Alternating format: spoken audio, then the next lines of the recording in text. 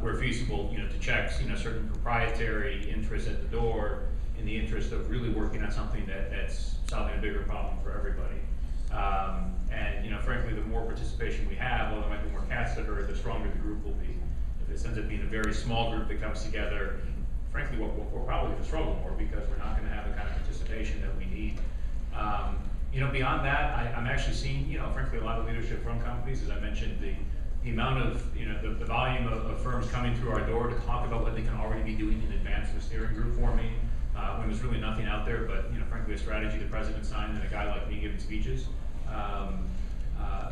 Folks are trying to get ahead of things and align their technologies and their policies with the NTSIC. We're really seeing some great things that really just needs to continue. I think another area where we'll look for leadership is to the extent folks are interested in participating in pilots.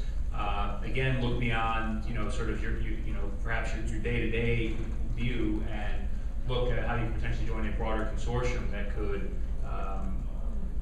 put something meaningful together that could advance the vision, and we'll be willing to consider applications to help pay for it. We touched that topic earlier in a question I loved at Paul Dunphy about taking the Crips and the Bloods, or the Montagues and Capulets, the smart card, physical device people, and the online consumer identity providers, and somehow finding a trust framework that might begin to bring them together more holistically. Is that the sort of thing you have in mind? Well, certainly on the technology side, I think there's different verticals that are out there that, candidly, I think they're already talking and doing things today outside of anything NTSIC's done, but there's no question that we're going to need to be able to try to unify some different points of view. And it's, as I pointed out, Randy, hosted the Smart Card Alliance government event in town last week, and I started my remarks by making everybody pat themselves on the back for all the great successes that the industry's had the last 10 years in helping government better secure its own computer assets in cyberspace, and then pointed out that okay, now that that's done, the world's changing again, and our computing environments are changing, and the threats we're facing are changing, and we have to sort of focus on where do we go from here, and how do the models change, and how do the technologies change.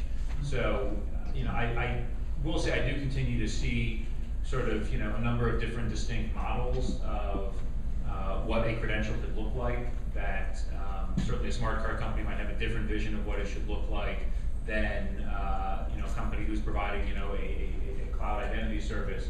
But I also am seeing the mashup already start. I don't know many smart card companies who want to describe themselves as digital identity firms these days because they realize that they're not bound to just a specific technology and the ISO 7816 spec. They realize they're in a much bigger market and that market's changing.